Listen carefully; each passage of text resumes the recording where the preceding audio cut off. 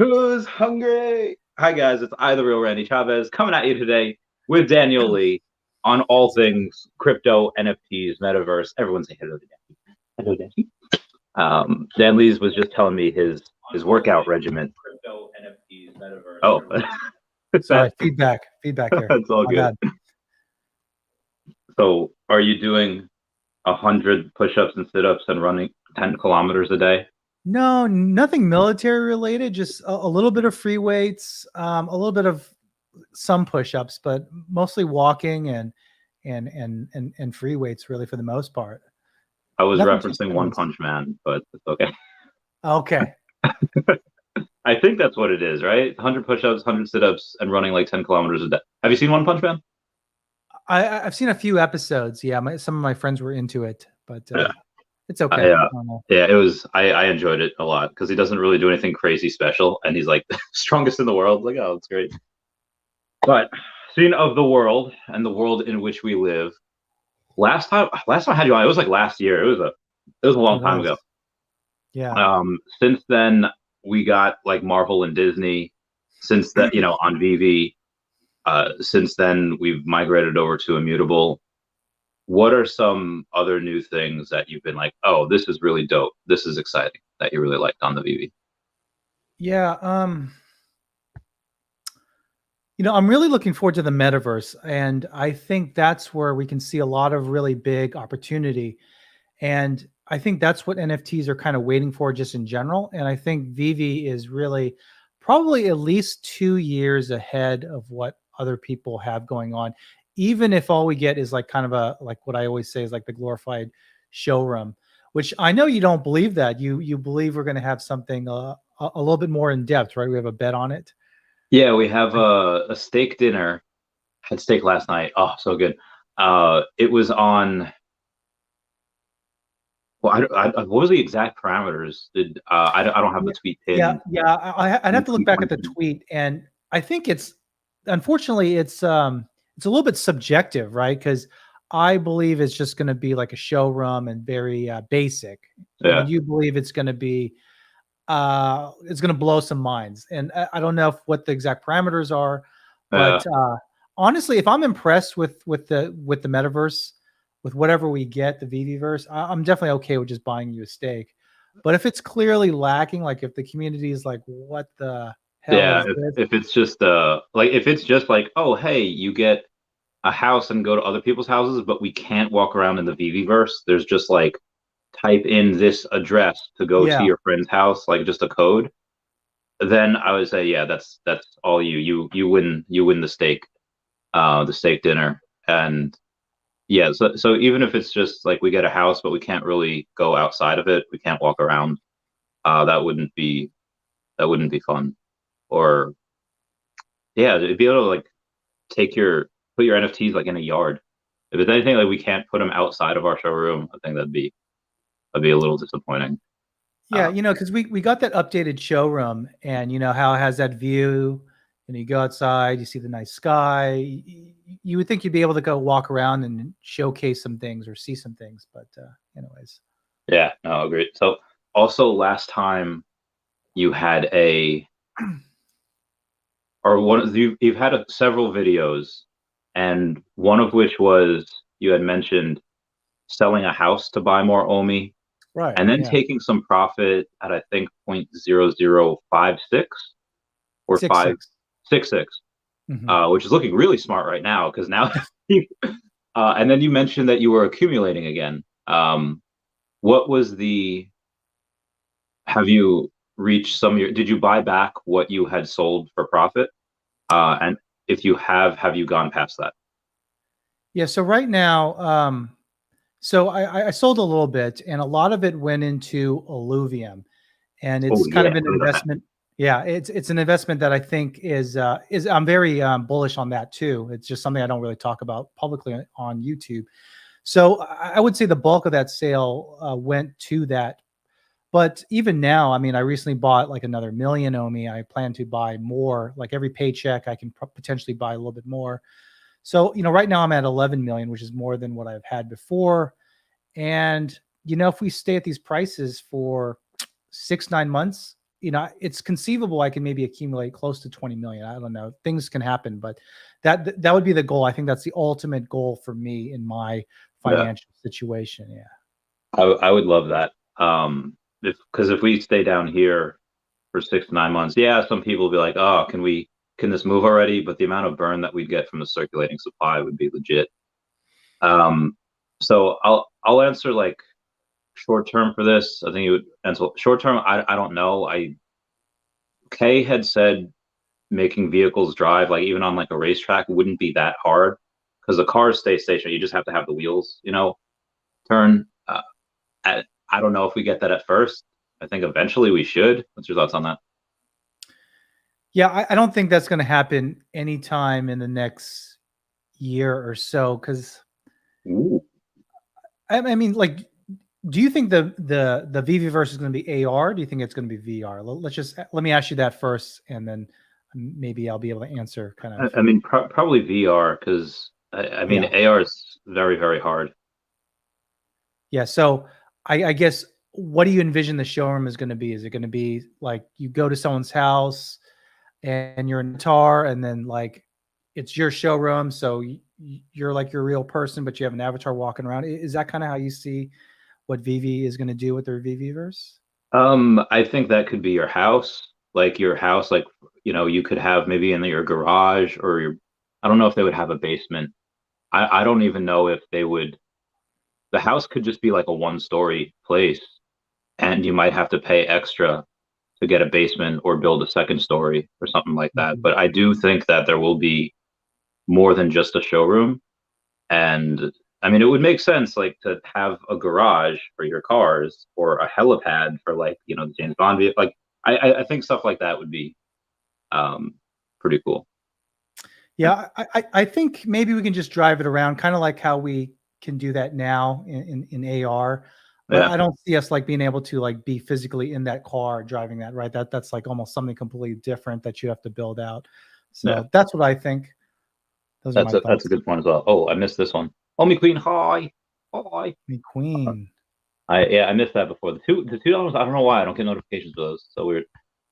So what are your thoughts on buybacks? Because for me, with OMI or Veve is definitely profitable. Like, they have a nice valuation, but between all the fees that they have to give to Disney and now DC, from Black and White Series 6 and above, and James Bond, I feel like if they were to say, hey, 10% of our profits are going into buybacks, like they could do some creative marketing and be like, oh, actually, we even though they were profitable, they could like, we have a loss.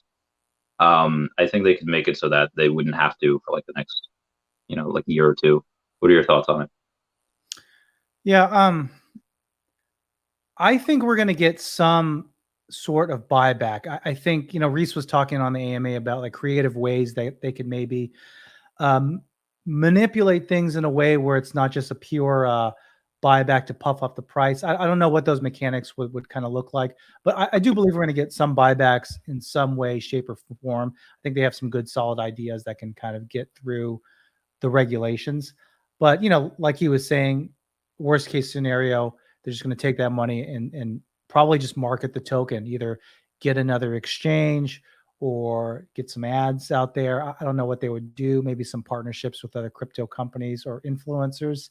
I think the sky's the limit there, but I would prefer some sort of buyback method, because then there would be less FUD about it, right?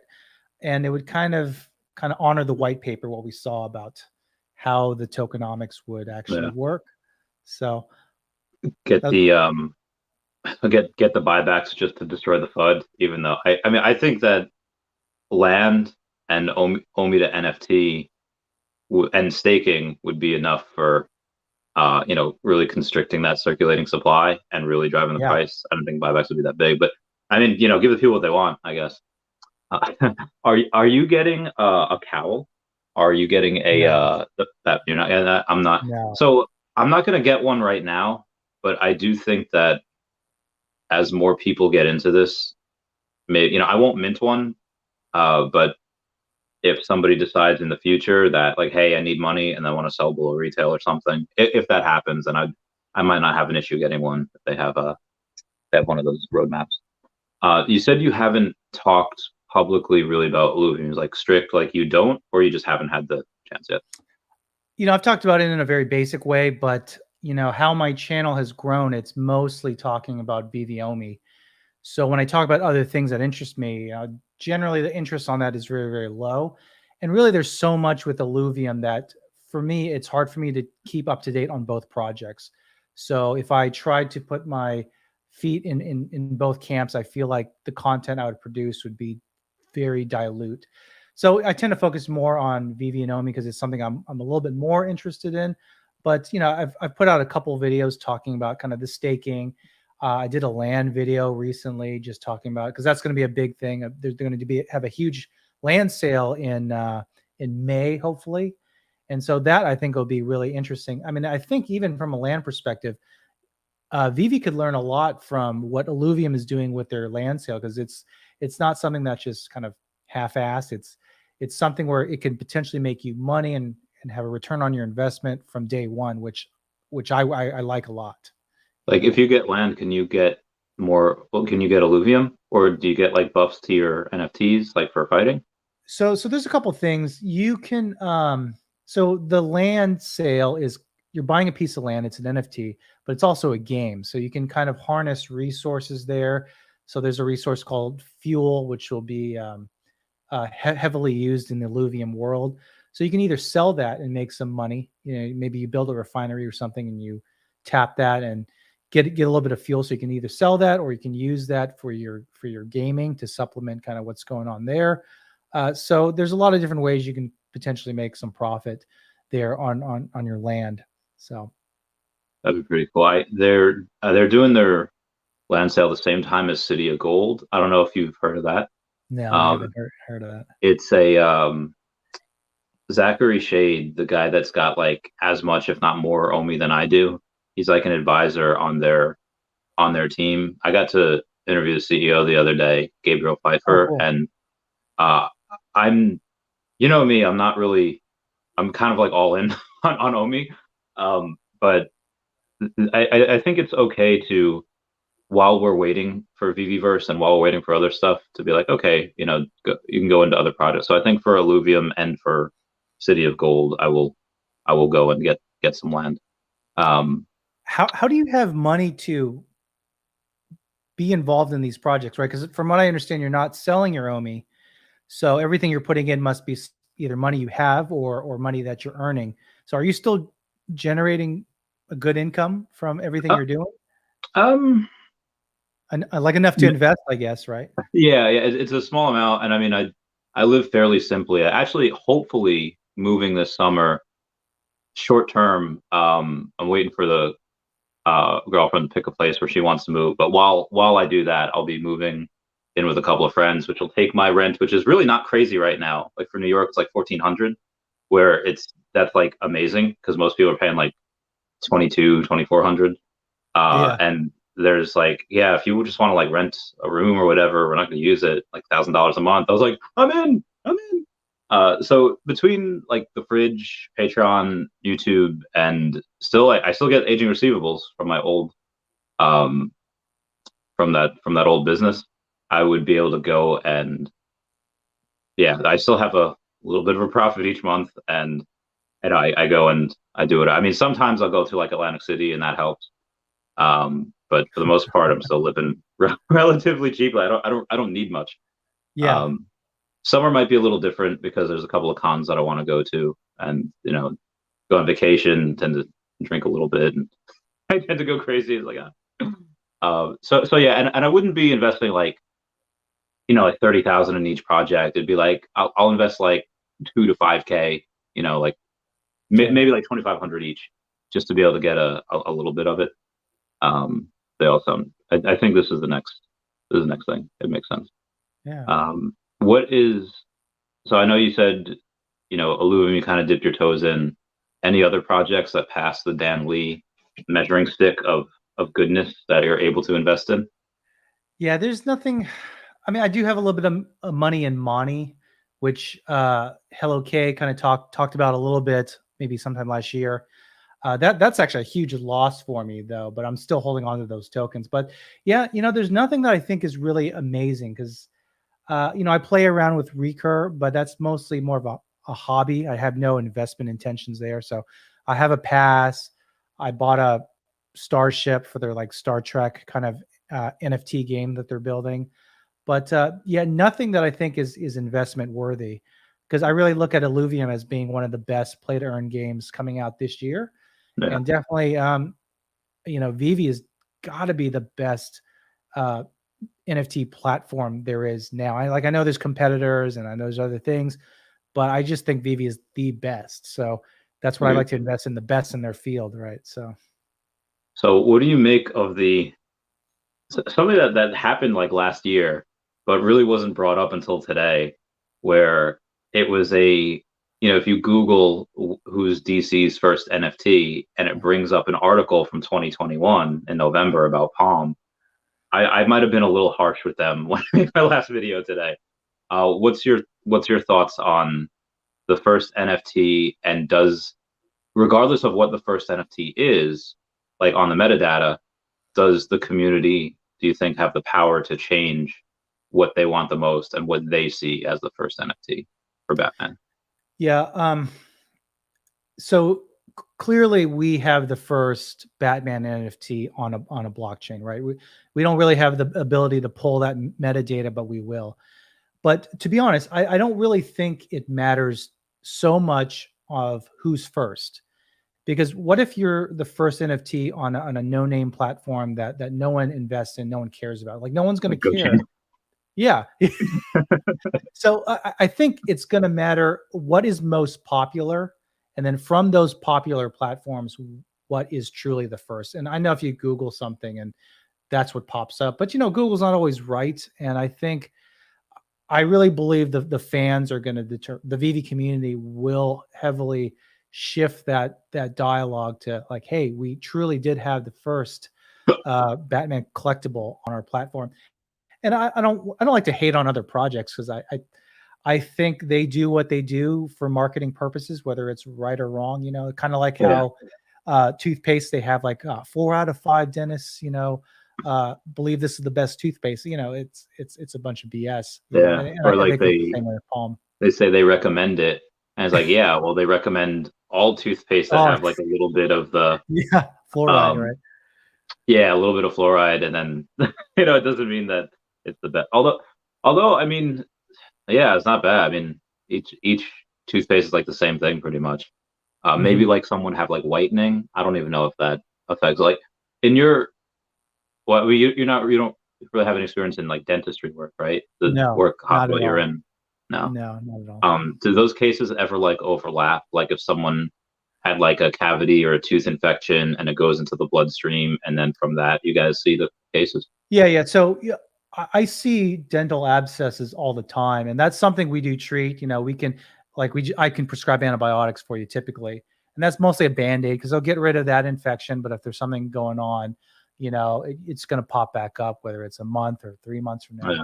But so sometimes people can get septic, and that turns from a dental issue to more of a medical issue, even they're both kind of overlapping. But I'll see dental stuff all the time, mostly abscesses. But sometimes I had a kid, I think someone hit him in the face and his gums were like lacerated, cut up. And, usually I'll put stitches in a skin laceration, but, when it's the gums, I'm like, that's kind of outside of my skill level. I was like, you need to go see a dentist, try to make an appointment. Yeah. And do that because it's not my specialty. Yeah. So. That hurt a lot. Have you seen that TikTok of this like physician, and he's getting really nervous about trying to ask for antibiotics from the or pharmacist, and they're like, "You trying to create a superbug? What do you need this for?" And the guy's like, "Oh, please stop." I haven't seen that, but that's hilarious. I'll send it to you, and I can find it again. Yeah, definitely. What do you, as you've been at this career for like what, 10 years now? No. Oh, more like I think I became a nurse in 2014, and then a nurse practitioner in 2018. So actually, well, in the field for like 8 years, and 8 years in healthcare, and then maybe 4 years as a nurse practitioner. So yeah, I mean, that's kind of crazy. because it feels like yesterday that I passed my nursing boards and then was working at a hospital. But yeah, it's close to 10 years, man. That's crazy. So did you see anything like the main differences from there till now, the last 8 years? Like, well, azithromycin's not working anymore, and oh God, penicillin isn't what it used to be. Like, do you see that? Or is it something like, not that big of a difference? It still works. I don't think I've seen a significant difference. Well, actually, so they did change some guidelines for treating chlamydia. So it used to be just 2 azithromycin pills, pretty easy. And now they're like, okay, there's a little bit too much resistance there. So now it's doxycycline twice a day for 7 days. So that's something that's happened in the course of my career where there's been a change in practice. And yeah, I think that's the major one. So yeah, I mean, antibiotic resistance is definitely a thing. Yeah. That's so interesting. That's an STI also, like that. It's not like I mean, it's a disease, but I thought that was interesting that it's. Do you think it's because that is passed so frequently that it's always just given the chance to mutate? Like you have normal chlamydia, and you have Spanish chlamydia, and then it creates like a monster chlamydia. So I mean, I think there's always a chance where you kill like 99.9% of the bacteria or whatever virus, and then that 0.1% breeds, grows, it's a little bit stronger, and then rinse, wash, and repeat. There's been a huge increase in like sexually transmitted diseases that I think definitely contribute to a lot of antibiotic resistance. I mean, sooner or later, if they don't make any new antibiotics, we're probably going to have like 3 antibiotic regimens, because we're already seeing it for things like pneumonia, which sometimes require 2 different antibiotics. Yeah. Which that's pretty insane to me, but yeah. There's a when I was like 16, I was working in an animal hospital. I happened to get bit by a dog. I've only been bit by a dog twice, and that one was like puncture skin, and the doctor's like, take some like Clavamox and like you'll be fine. And I forgot. So then like 2 days later, I was like, oh man, I forgot. So I took like 2 of them. Like I was like, all right, let me jumpstart it. Like when you shock your muscles, like a bicep workout, and not realize that was like the stupidest thing I could have done. I could not get off the toilet. Like I'm at work, I'm sorry guys, and then the guy's like, he's like, okay, well, let me give you some metoclopramide so you could stop or let me give you some, I forget what it was, to like stop the pooping. And I was like, all right, okay. Felt really weird. This is not medical advice, guy. Yeah, definitely don't double up. I mean, even if you didn't take any antibiotics, there's a chance you could have not had an infection. I think only 5% of dog bites really become infectious. It's cat scratches and bites that 80% will turn into an infection. So it's a pretty high rate there. So dog bites are relatively clean. So probably would have been okay. Clean, yeah. Cats their mouths are so dirty. They're so disgusting. I would rather a dog mangle my whole arm than to get bit by a cat once. Like I got bit by a cat once, and I was like, it's horrible. Yeah, I bet it was. Yeah. So for you said the goal for you you said you would bring your wife home first before you would retire. Yes. Yeah. Yes. And what does OMI have to hit? If you didn't acquire any more OMI, what would it have to hit before we throw you guys a party to like, yeah, you're coming home? Yeah, I think last time I talked to you, I was thinking, I mean, probably about 10 cents, something like that is when I can start saying I probably don't need to work, because I have other investments and hopefully those do well too. So 10 cents. And the goal with me trying to accumulate more and trying to hit 20 million OMI is that if I hit 5 cents, then, which I think is very realistic within the next couple of years, then I would have $1 million. It just makes it easier. And I mean, you know this too. You have over 100 million, 113. Is it 113 or is it even more than that? The numbers are now reversed. It's 131. So. Wow, impressive. Okay, so it's been a while. Yeah, I don't even know how much you have to hit. Probably like you were a millionaire last year. So yeah, that was let's see what it is now. 0.0080, 80 or 70 maybe. If it's just an OMI, At 0.0076, I would have $995,600. Wow. So I'd be just shy. Yeah. So I'll put like 0.0077. It'd be like 100 or 1.8 or 1.008 a million. 0.0077. That's what I would have. And then again.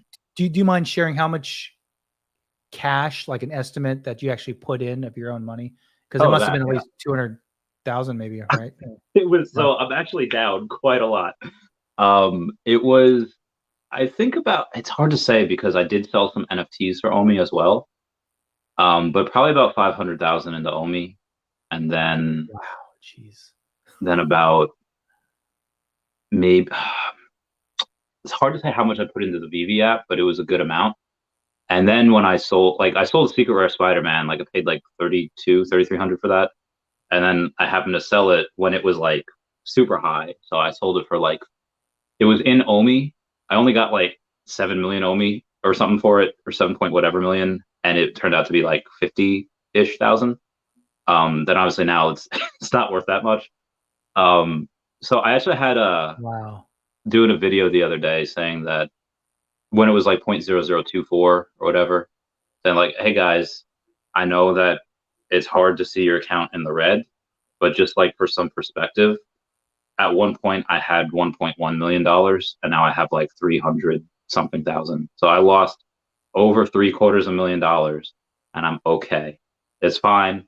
Breathe. It's like when like super conservative or super like woke liberals, like the opposite president gets elected and they're like, no, I was like, guys, it's okay. We've been here before. You'll be fine. So yeah. I don't know what it is about OMI because I am definitely down as well. But I told you that I sold rental properties to get some of my investment in initially. And it's weird because if someone calls, I have one rental property left, and sometimes like they'll call and say, hey, we need to fix this. It's going to be $200. That kills me more than OMI going from like 8.0 to 2.5. Like I've lost on paper like $25,000, but that fixing that toilet, dang it, is like more painful to me. It's weird how that works. Yeah, that is the bad one because it's like it's something that you don't expect. Like you fully expect. I mean, people in general should fully expect anything they invest could always go to zero. But if they are not prepared for that, then it won't. But I think me and you, because we've been here before, you've experienced in Bitcoin, me and like the other markets, stocks mostly, high risk lending. It's just kind of we've seen this play before. It's like when Thor is asking everybody to pick up his hammer, and Clint goes like, I've seen this before. When Thor was trying to pick it up in the original Thor, and he couldn't do it. So I think experience is a lot, and I think that's why it's very, very good to have people like you out there making videos because you've seen the highs and the amazing lows, and trying to have to walk people off the cliff, or how's that expression go? Talk them off the cliff. So yeah. And I missed the answer. You said around 5 cents your wife wouldn't have to work, and around 10 cents you wouldn't have to, right? Yes. Okay. Yes. I think that's pretty fair to say. And actually, my wife, I think since we talked, my wife was full-time as a physician assistant, but now she's part-time, mostly because we have a baby now and things like that. So, we're already trying to get her and get us to a point where we don't have to work nearly as much as we have to right now. So at that point, would you go and be like, all right, I don't need to be in the public limelight anymore, I'm done? Or is it like, now I've got time to really make some like fun videos and really go like crazy with it? What would you do? Yeah, I love YouTube, actually. This is close to my 1-year anniversary from when I started making videos. And I think I would continue to make it because it actually would be more powerful. Because if you're making videos and you're like shilling a coin, everyone's like, yeah, whatever. But if you're actually got to a point where like, hey, I made $1 million off this investment. So now you're so much more credible. I feel like you have a larger platform to potentially talk about things and have a wrapped audience, right? Instead of like, okay, this is just a guy trying to shill. and pump his bags. So I mean, I'm going to continue putting out videos, and I'm sure you would too. I think you enjoy it as well, don't you? I'm going to quote Danny DeVito as Frank Reynolds here, where he says, "I don't know how much longer I have on this earth, so I'm going to get real weird with it." I want to do like everything. I want to like have videos of me cooking like random stuff. Have like I've gone live a couple times where I was tripping with my friend Lucy, and I'd be like, "Hey guys, I love you all," and just do like. So I think more stuff like that, adventure stuff. Like I one night I was talking to everyone like I'm gonna go for a run, and then I went live with a new video on my phone, and we just went for a run. Really? Yeah. Nice.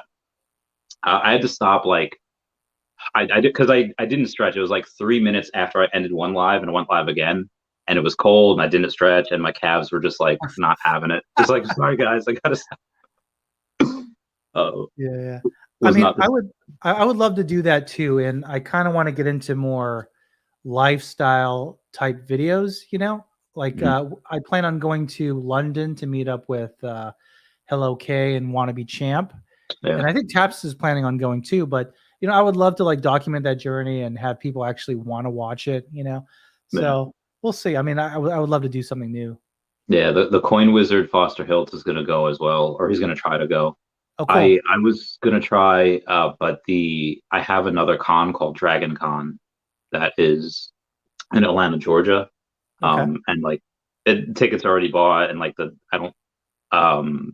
like the plans are already made. It's like this sucks. There's rough times. Do you have the Oculus Quest or the? I do. Quest 2? Yes, I do. I've been meaning to like charge it up. I interviewed Orange Bag Lady like a month or over a month ago, and it's like got to hang like in VR. So I think, can you do a video in VR, like record it and be like, "Hey guys, this is what I'm doing today," as you're building something? Yeah, there has to be a way to do it. I think you can.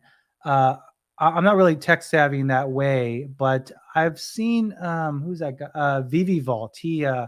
He did a stream one time where he's like playing some VR game. It's when it was like kind of there wasn't really any drops and he wanted to put out a video.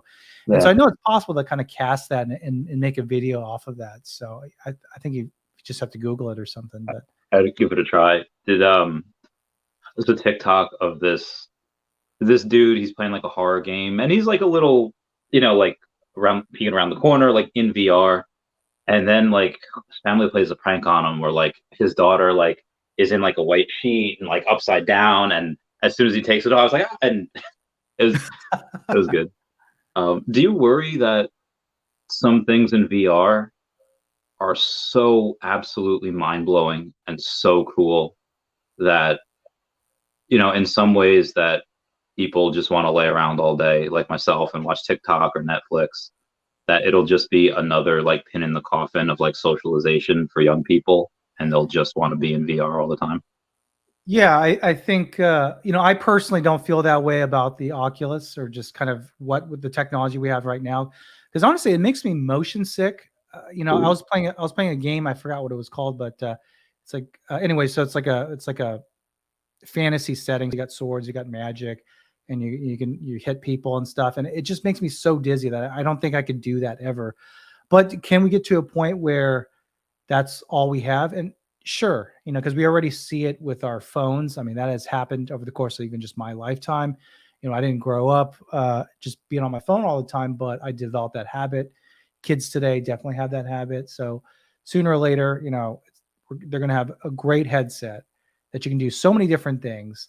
And society is going to be so dark for pollution or war or whatever that, you know, it's going to be like Ready Player One, where it's just better to see your friends in VR than it is to socialize outside. Definitely see that for sure.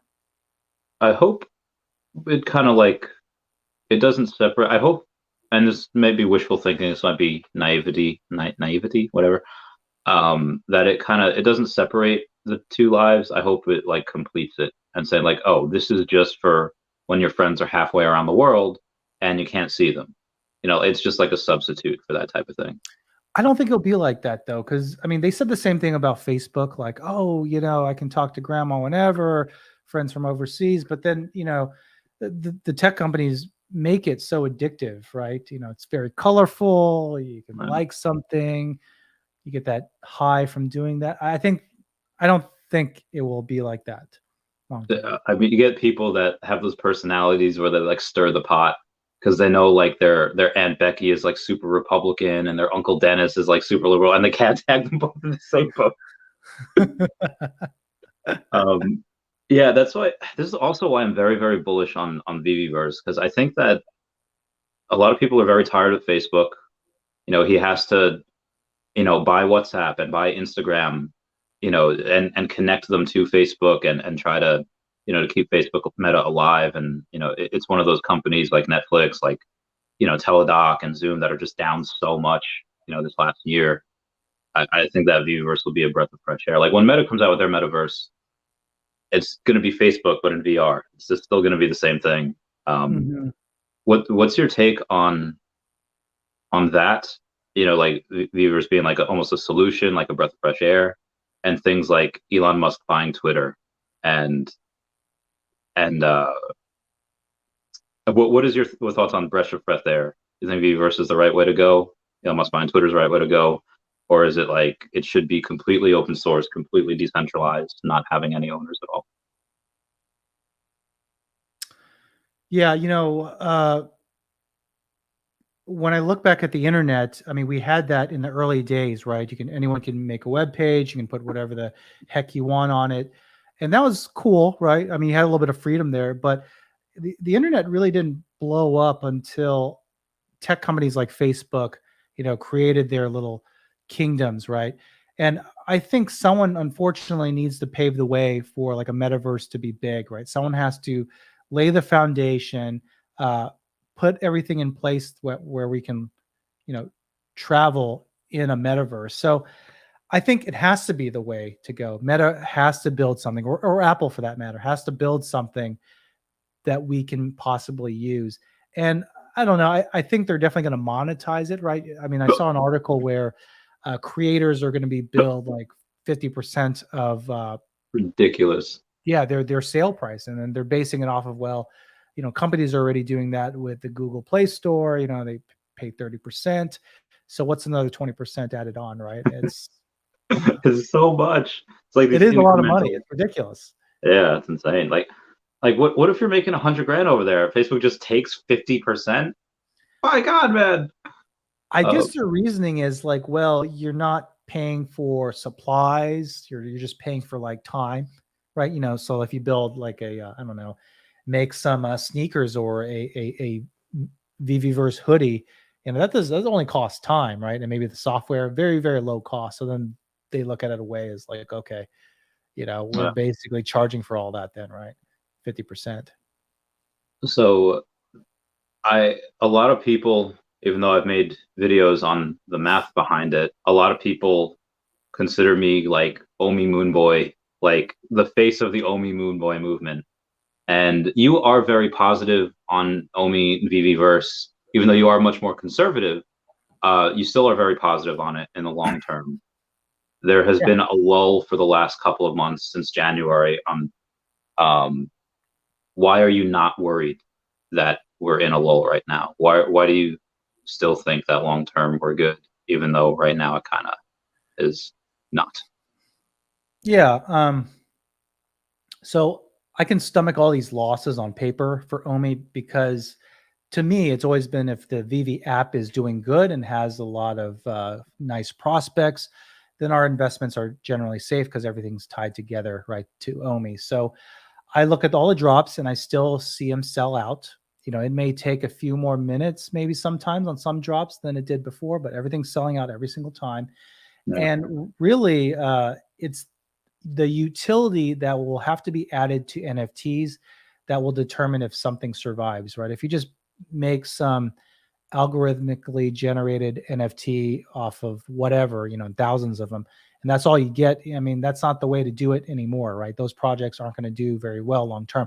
You have to add some utility to it. And that's why I think Veve is so much ahead. Even though we haven't seen too much of them talking about it, there's clearly going to be some utility added to our NFTs, whether that's like promo codes, taps, trades, did that interview with Reese. That's a big, huge point. There's a lot of freedom with that. And then even the Veveverse itself, that's where you're going to be using your NFTs as utility, right? They're going to be avatars, or just you're going to be being able to do different things with that in the metaverse. So that's why I think even if we have a lull, I'm not too concerned at all. Yeah. Cool beans. Dino Lang saying hi to you. He's a cool dude. We've been on each other's podcast before. He's a lot of fun. We've seen Taps get picked up by Calisco, Kyle Willson get picked up by Illuvium, and I was supposed to have Kyle on the podcast. I was sick though, like 2 weeks ago, and he's pretty busy now, and so we've had scheduling conflicts. Would you ever try to? So I know you're looking at like retirement in the next couple of years, but in the meantime, would you ever switch to like, hey, and if someone says like, we want you to like be our like promotional guy, like on Discord, handle our social media, is that something you might be into? Yeah, if someone here's the thing, I think I have a good job. So for me, there's very few people that are willing to offer me 6 figures to do something like that. Because also I don't have the skills. Like Taps Trades, he has a lot of technical and research skills that are in high demand. Kyle Willson, he has a lot of marketing and influencer experience. Whereas me, I feel like I'm just a guy that makes these YouTube videos, and that's all the skills I have, right? So I feel like realistically, it's just not going to happen. But if someone did offer me a position where I feel like I could do a good job that offered at least $100,000, I would definitely consider taking it, because that would, I don't know. I think that'd be interesting. Nice. I would. So I had this idea. Let me know what you think. Let me know if you want to do it. It'd be fun. It would, and I got this when I was eating what Mario eats, and it was called Friend Buddy, or Buddy, like the Buddy app. It's where you go and you say like, hey, you have big life energy. You want to go to an amusement park, mini golf, arcade, throw around a frisbee, but all of your friends are busy. Like they have company coming over. They're like, nah, I'm taking a mental health day. I'm chilling. I'm traveling. And it's like, where can you go? What if there was an app that was filled with pre-approved fun people to go do activities with?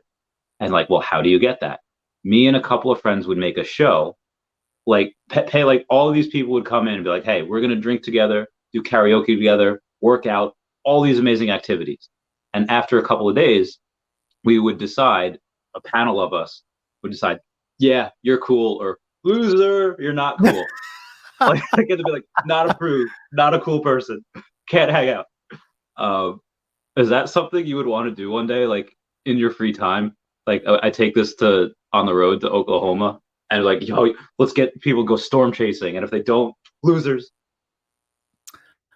Yeah, I feel like there's not a lot of cool people like that, right? To be a buddy that you're selling your buddy services to, you have to be kind of a generally cool dude. And I feel like that's actually pretty rare, right? Someone that's, socially very, very fluid. They could be whatever you need them to be. I think that's very difficult to find someone like that, not even including like having the same interests, But are you going to build an app like that? I don't know how. I would need someone to do it. We need the show first. The show, like, to get the pool of people. Yeah. We need like 100 people that are like cool. And it could take us years to find 100 people that are cool. And I feel like the people that we said, can't hang, not cool, they wouldn't even be mad, because they just go to like baseball games with us, or go skydiving with us. And, I feel like they're like, well, I had an amazing 3 days. And they're just like, yeah, it's fine. Not cool. I'll have a cool story to tell the grandkids or something. But I think that'd be fun. We got a comment from Real Talk, and saying, is a Comey strategy to keep all their development in-house? If so, is that the best idea? I don't think so. Like, I don't think 100 developers, even if they have that much, is enough to build the Veveverse in a few years, in like the last year or so. I think they're going outside. But what's your thoughts on it? Yeah, I think it has to be. It's definitely not in-house, right? If you look at their LinkedIn, they're still in the category of like 25 to 50 employees.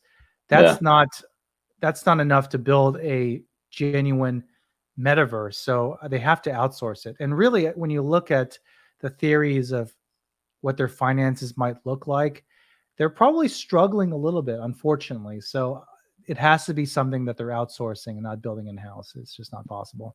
Yeah. Have you heard that rumor or heard some evidence that they're looking for financing? Or I've been hearing that from I've heard that rumor too. I forget where, but I mentioned it in a video I did where I forget what company it was. I think it was Sandbox that raised like $400 million. They had like a $4 billion valuation, so they wanted to raise a tenth of that. Veve's a multi-billion-dollar company as well, and I think that they should, or they could if they wanted to. Like, yeah, load up on everything. You can get devs. Even if you don't need the money, you just get it at a cheap rate and then put it. Geez, I'd be all like Michael Saylor, raise like $200 million and just buying Bitcoin. Like, all right, here we go. Because the rates that you're paying are so cheap. I mean, they're a little bit higher now. I think even in real estate, it's like 5% now or something like that. But it's historically, they're fairly low. I'm on a tangent. What was the question again? Yeah, just have you heard the rumor that OMI is needing funding, so they're looking for financing or like a funding round? Yeah, I've heard that from multiple people, so I didn't know if I can't confirm. I don't know. I think it'd be a great idea to do that. What about you? Do you think like, probably not a good time to put on debt? War in Ukraine's still going on, and triple death cross on on Bitcoin happening. And do you think it's the wrong time? No, I think it's always a good time to look for financing if you need it, regardless of what the economic situation is. I mean, these drops are selling out, so there's demand for these products. I think it would be good to wait till we have $1 billion in revenue, because I think the terms you get, because right now, last year, they made like $107 million, which is great. But there's a big difference between you made $107 million and, hey, we made $1 billion. The valuations have to change drastically, right? So I think you would get more favorable terms after this year. But then again, we don't have a great search bar. And maybe we just need 100 devs now. So maybe we need to raise financing now. I don't know. That could be possible. I think that'd be fun to do. They'd probably hit their timelines a lot quicker. The timelines would be like, okay, we're getting in the actual timeline. Yeah, Kaleidoscope is definitely something to check. Do you have any of those Kaleidoscope passes that they made? I do. I do have one diamond pass that I was gifted, which I'm very happy about. I think they're having a token sale sooner or later. I don't know when, but I'm definitely curious. I definitely would be interested in investing a little bit of money for sure. Yeah, I feel like Taps wouldn't work for a crap company. I feel like K, and K is an advisor on there, or he's because K is very smart. He is involved, and so is Brock, right? So he's also involved in that as well. Yeah. So 3 very incredible and intelligent, talented people working for this company. I mean, and they're all big into OMI. Yeah. Yeah. You would think that's a good investment, right? Yeah, I would say so. What's up, Jordan Rees? How's it going, fam? Oh, hey. Yeah, this is a homie. A lot of fan love from everyone here. Whoa, you just like glitched. You were like this 1 second, and I don't think you were freezing. Like, I don't think was frozen, and then you had a drink the next second. Glitch in the Matrix. You're in the Matrix. I'm part of the Matrix. I think we're all in. I think that makes sense. I don't know what I would want to be more real, aliens or proof that we're in a simulation. I think aliens. That'd be my thing. I think the simulation would be more interesting than aliens. Figure out how to glitch it, and be like, it's like the thing in like Mario. It's like one of the glitches in there. Figure out how. That'd be great. Yeah, for sure. Infinite supply. So the Kaleidoscope, Illuvium, all this. What is your strategy? In the Veveverse for buying land? Are you just be like, hey, listen, I have my house with my, my NFTs at Glorified Showroom. That's really all I need. Because or are you going to take some of that OMI investment and say like, yeah, I'm going to use that to buy land? Yeah, it really depends. I think last time I talked to you, I was like, oh, definitely, I'm going to invest 50% of my portfolio into land. But now that I looked at Illuvium's land sale and how well thought out it was, how it delivers value from day one, and I remember like Dan Crothers, he's talking about land and he's like, oh, we're going to look into what other people are doing. To me, that's really shows that they really have no idea what land is going to look like, right? They have no plan besides, hey, let's do that. That's a good way to build into our metaverse. But a lot of people, they raise money by selling land and they're like trying to figure out what to do with it later. That's unfortunately what I feel like Veve is doing with their land sale based off what's been said publicly. I mean, I would love to be surprised, but it's hard to balance land and all the concepts you have about land from like real world applications and applying it to a collecting app. Like, I can't even imagine what would be something cool. Like Telescope actually has something cool where you can have these resources like trees or something that maybe you can chop down, and then you can develop nice metaverse frames for your NFTs. I mean, that's kind of cool. Like that's where I see they could be going with it, but I don't know. I mean, those are probably Brock's ideas. That sounds like something Brock would. Yeah. Make. The idea, like you said, that they might be able to learn something from the Illuvium land sale, and that. Yeah. I think when they do bring out the metaverse, the Veveverse, I don't know if it'll have a land sale yet. Maybe it's just different things that you can go to. Just walk around or drive around. But whenever I hope it's soon, because the amount of OMI burn would be ridiculous. How is your Veve NFTs looking? What have you bought since in the last couple months? Have you bought the dip or just hodling? Yeah, I've decided that I don't really know what I'm doing with the Veve collectibles. And to be honest, I'll have to say this, that I feel like there's a lot of people that really don't truly know what they're doing with the Veve collectibles as an investment. I think during the bull run, you could have bought complete crap and then you probably would have at least 5x'd, and then you'd be like, hey, I know what I'm doing. But if anyone bought early and bought a lot of those collectibles, you could have had an easy 6 figures. But try to buy things in a down market and try to make a profit that way. It becomes very difficult, right? And there's very few people who know what they're truly doing. But I bought the Doug Batman. I bought that baseball stamp. Oh, nice.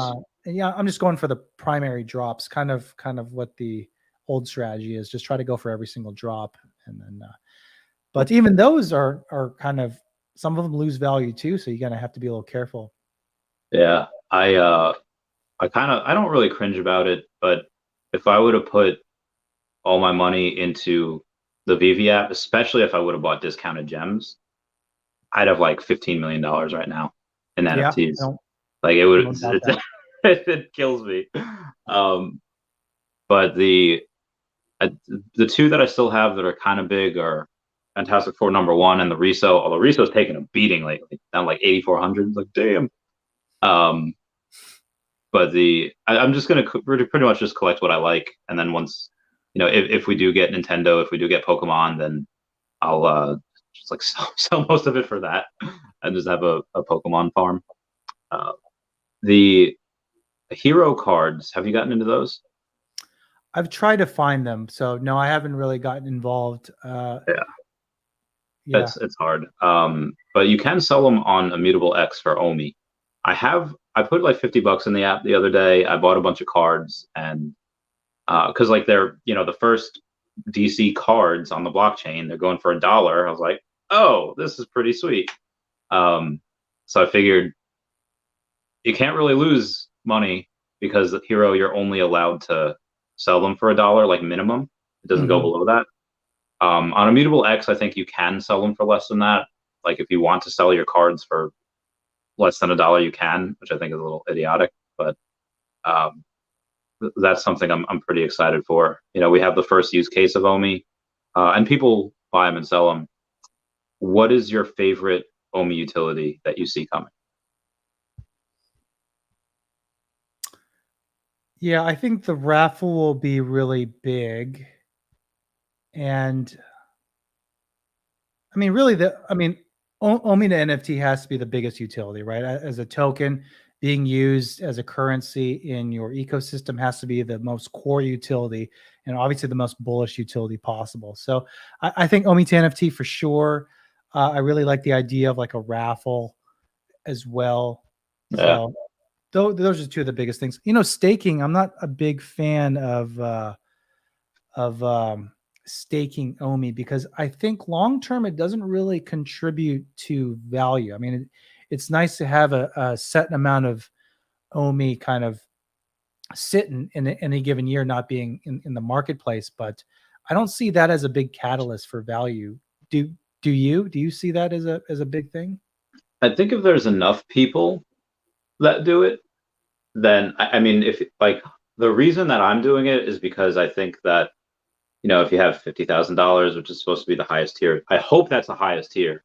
If they come back and say there's $100,000 tier, I'm gonna lose it. I'm gonna be like, God damn it. Although the bridge is up now, so you'll be able to go. I mean, I think at this point that would be like 36 million OMI you have to stake, which is nuts to be that. But I think the only reason I'm doing that is because I think that they will tell you if you're staking this, you have the first grab at buying land, like whitelisted for land or something, and you at least get that guaranteed. You still have to buy it, of course. I think that will help, and I think there's a lot of other people like me, even if they don't have $50,000 worth of OMI right now at 0.0025. Well, they might win at 10x's when it goes to 2.5 cents, whether it's this year, which I think, or even next year. Suddenly they have that amount. If they only have 5,000 worth, I think that would make sense. So I am very bullish on that. The OMI to land though is going to be my favorite one because that's just straight burn. And I do worry about that though because I think if OMI is at like 3 to 5 cents by that point, okay, we've already 10x from where we are right now.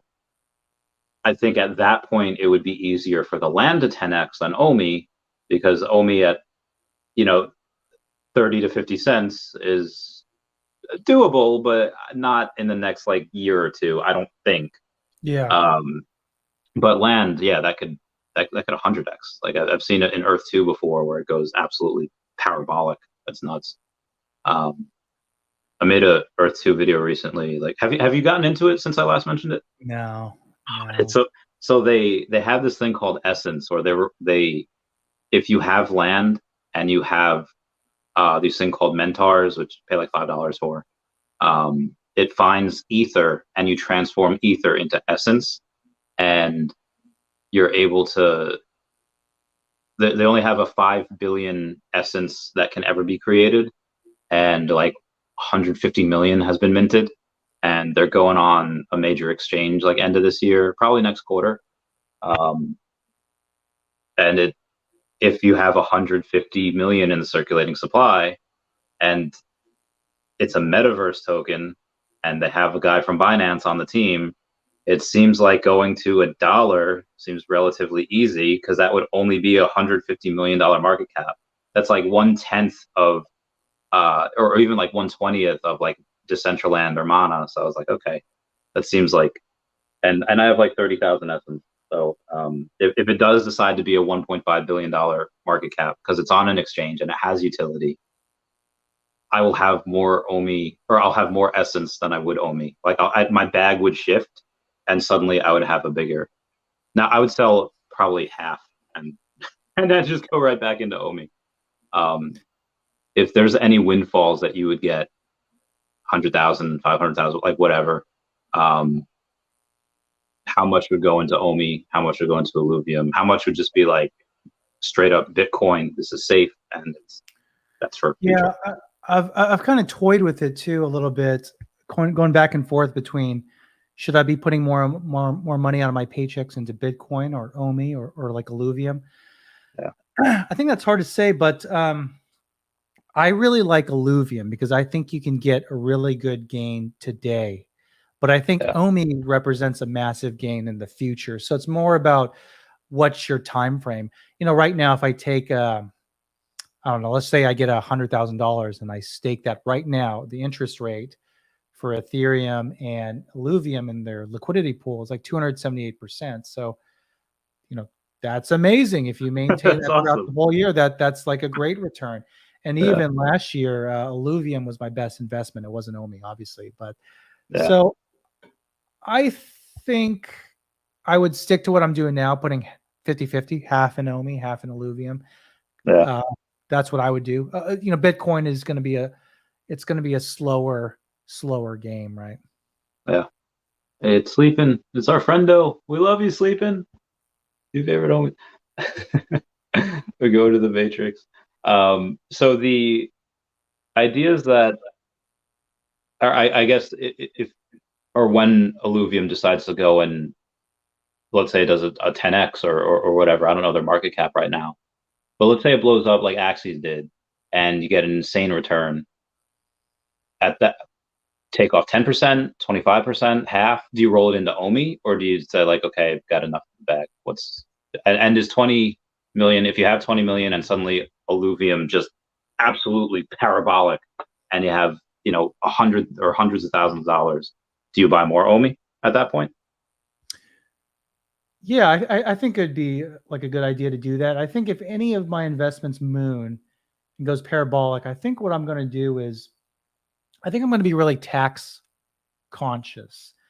I think taking like 5% of your portfolio and just turning that into cash every year, that might be, who knows, but like that might be anywhere from 50 to 100, maybe even more $1,000 a year. Yeah. That's a good way to kind of slowly take from your bag and enjoy your wealth, and also save on taxes instead of just like taking 50% of that investment, turning it into a different token, creating a tax liability, a pretty large tax liability. I think that'd be a better strategy for me. I think that's what I would do. So if any one of these things kind of blows up, that's what I plan on doing, and just letting the rest ride. That's a good point. Do you have, so you have one child, right? Yes. Okay. How many, are you all planning on having? Do you want like a baseball team, like go out with a giant minivan with like 9 kids? Or is it like, I just want a couple? I think 2, max is 3. Yeah. We have a little girl right now, and it'd be good to have a little boy. I think a boy and a girl. If we get that, then we're done.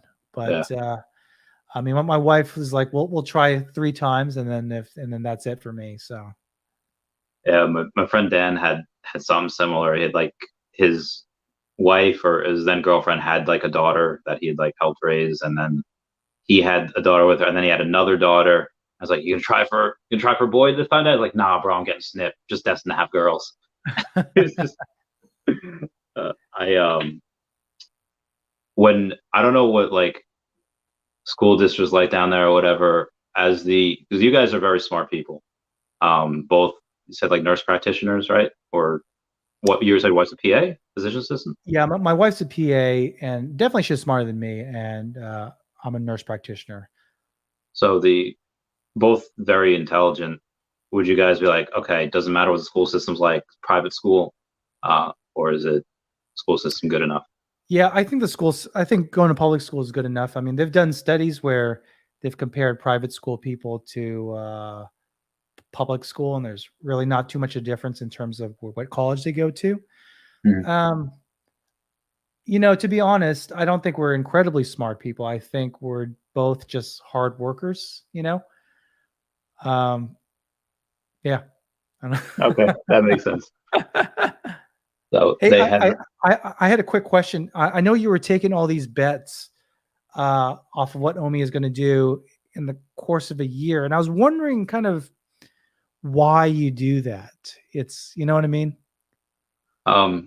This is going to make me sound absolutely crazy. So I'll put like an example beforehand. Well, that example is going to make it worse. The example is remember when Qui-Gon Jinn is talking to Shmi Skywalker about Annie, and it says like, you can see things before they happen. That's why it appears to have such a quick reflex. I'm gonna sound so hippie-ish. It's whether it's Lucy or what Mario eats, I have been shown, like, I know, I see what this company is doing. Like, I see the innovativeness, the vertical integration, the disruption. Could I be wrong? Yeah, absolutely. Have I been wrong before?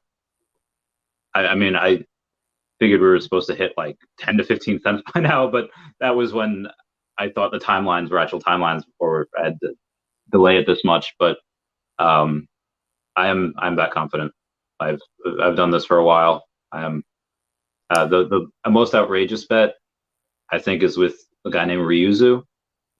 We bet 1 million OMI. That OMI would be $1. I said by June of 2026, but he said April 18th because that's his birthday. So if it is 99 cents, I have to give him $990,000 by that time, which is fine. Like, if I still have like 100 million OMI by that time, like, okay, that's cool. But yeah, it is, maybe I'm crazy, maybe or maybe, I was very big into conspiracies, so sometimes I do connect dots that aren't there, but I also think that based on the leadership and what I've seen in other companies,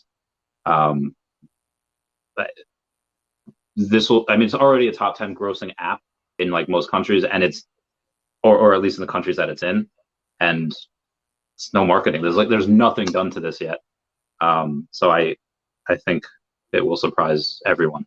And I think there's other things that they won't, that even people, like, if you ask Reese something, he'll say like, that's not my department, you got to ask Alice. Or ask Alex something, it's like, oh, you got to ask Reese. I think that they keep things very close to the chest so that nobody gets the full picture. So even when my crazy speculations be like, yeah, one of your points is good, but we have this many others, and you're way off on the rest. So that's why. You have a great track record, right, from your whole career. You've had a good track record of picking things that blew up, right? That's things like Tesla, things like Pokemon, other things as well. So, when you say things, I think people really look to you as like, man, what does he see that the average person does not? But is a lot of this based off of what your vision is for the company? But I also know you're well connected. So have you heard things that, speculation or others people's analysis? Are there things you're hearing that maybe the average person is not hearing? I mean, I hear a lot of stuff. Like, there's whether it was Earth 2, Tesla, Pokemon, OMI, there's, for whatever reason, especially like when I had the beard and I looked like a terrorist, that people just, for whatever reason, they trust me, and they tell me things, and a decent amount of it is noise, but I have had a couple of people that seem that, and this is like that did seem to have close relationships with the team that had, and I don't have any NDAs, but just to, like, I assume that they both had, but I obviously, to respect because I mean, also it's very possible that the two people that had told me things that seemed like they were, I knew some people on like a personal level, so it seemed like they were very legit, but just because they say like their plans doesn't mean that like the plans would happen. But I didn't really find this out until like after I started getting like a lot of subscribers and I started going live. The investments were made before I had any of this inkling of info. But yeah, just to remain like that, to be like man of my word and be like, I won't say anything. I won't, but the catalysts that had made me put everything into this was the team, the product. Like, I don't think there's any other company, and this is also why I say Veve has no serious competition. I don't think there's any other company that has a working app like us that, you know, one foot in NFTs, the other in crypto, and has a metaverse like on the back burner, that's should be ready to go. I mean, there's no. You made a video last year when they had announced the Veveverse, supposed to be released in December of last year. So we had the immutable migration, and then, you know, MTL, and then, you know, the gem debacle. So it would stand to reason that, yeah, there's delays in tech, but like I said before, or like I think you agreed, there's the team that we have is probably not the team that's building the Veveverse. When Reese had gone on Akil Patterson's podcast and said, yeah, we pay for this, we pay for that, we pay for the Veveverse, it makes it seem that they're paying somebody else to build it. I just feel like these things are, a lot of things are ready to roll out and they just haven't rolled out yet. But yeah, it's the team, what they have, and my experiences with hallucinogens. I think hallucinogens are the ones that give you cancer, right? Not carcinogens. Carcinogen. That's what. Okay, cancer. So yeah, that's what made me go all in, and that's why I'm very confident, because that has shown me things that shown me the way. And that was a really long-winded answer. One last question, I guess, and then I'll, because I just want to know, and I haven't seen you in a while. Do you ever feel like you have a responsibility to your viewers? I never felt like I had that this same time last year, but, you know, being a little bit of a public figure, and even if one person kind of does something based off what you say, do you feel like there's a sense of responsibility and you have to be more conservative? Like if you tell them, I believe, oh, this year 10 cents OMI, and then it doesn't happen. And no, because I always say, like, guys, this could go to zero. Like I've been very upfront with that. And on the description of every video, not financial advice, not a financial advisor. This is just my thing. So not really about that.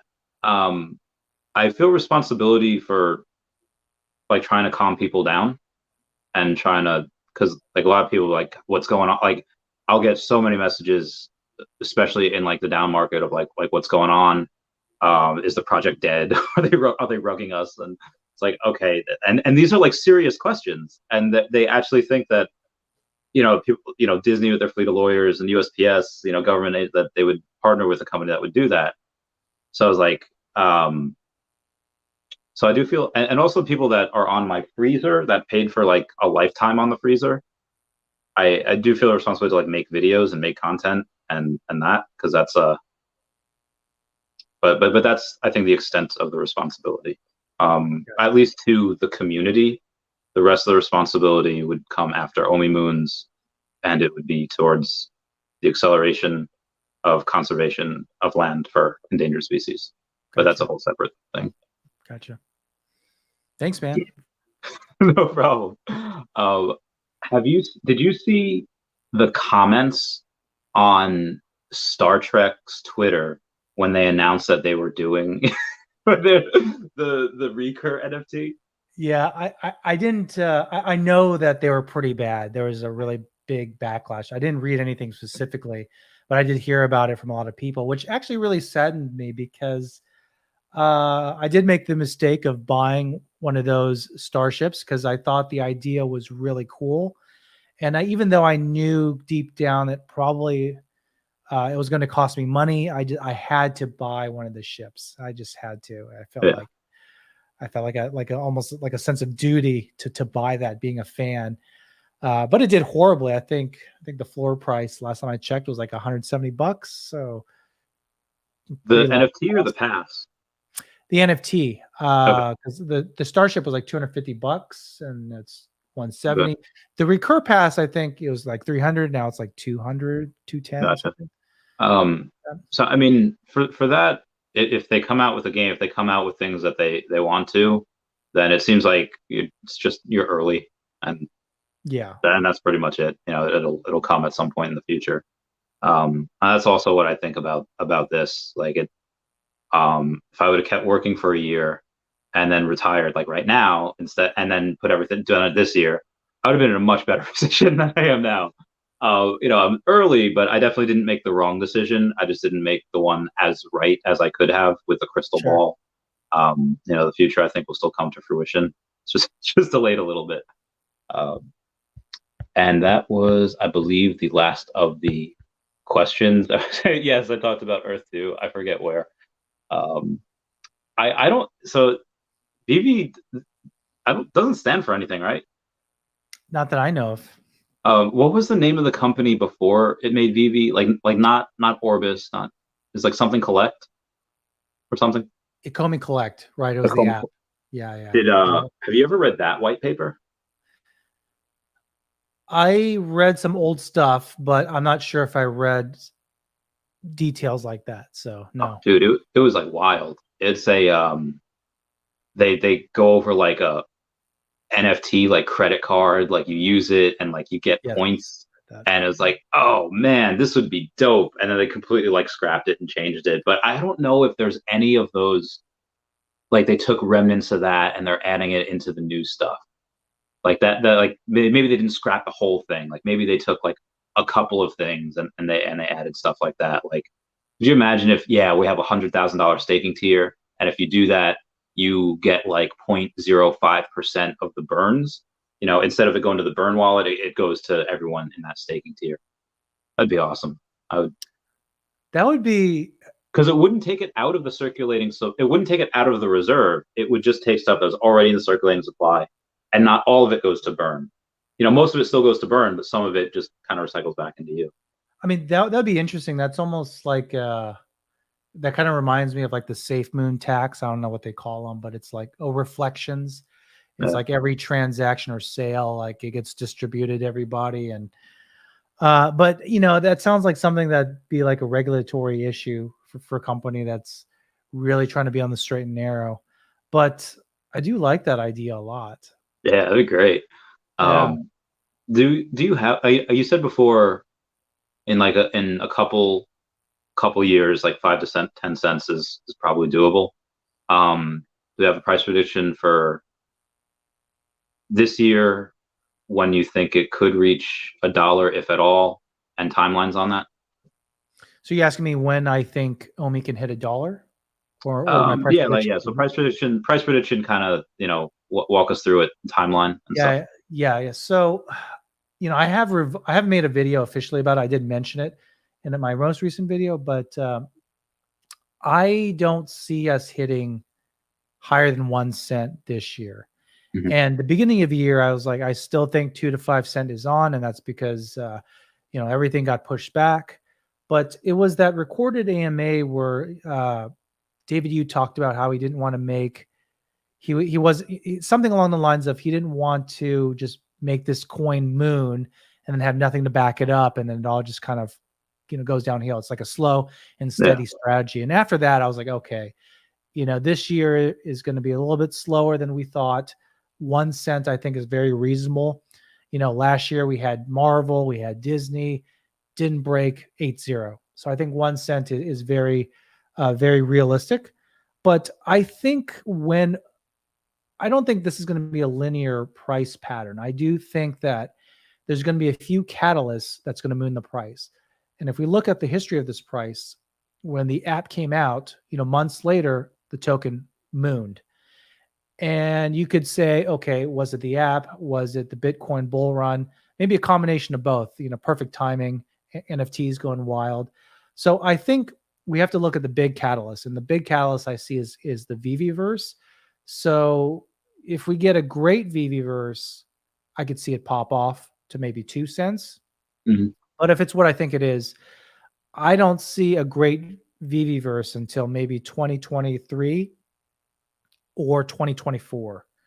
So that's when I could potentially see the price popping off, going crazy, breaking all-time highs, going further.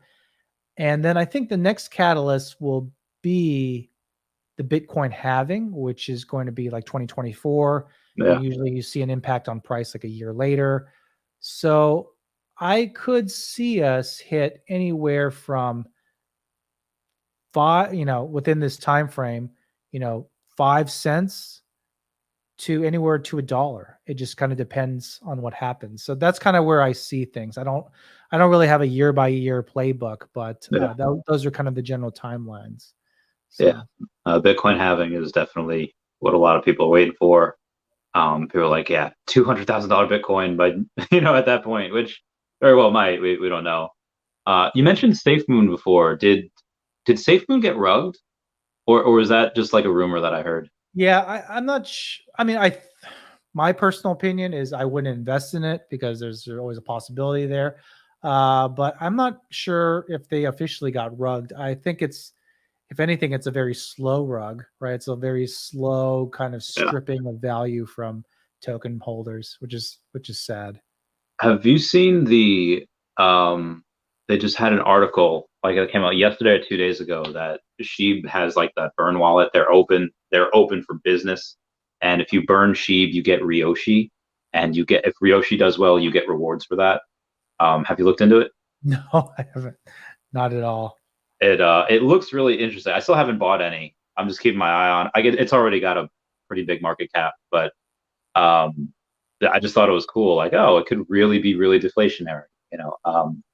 I still don't have Doge either. Do you have Doge? No. Yeah, I don't have that. Never been a fan. Yeah. Same. The gaming utility goes big bump.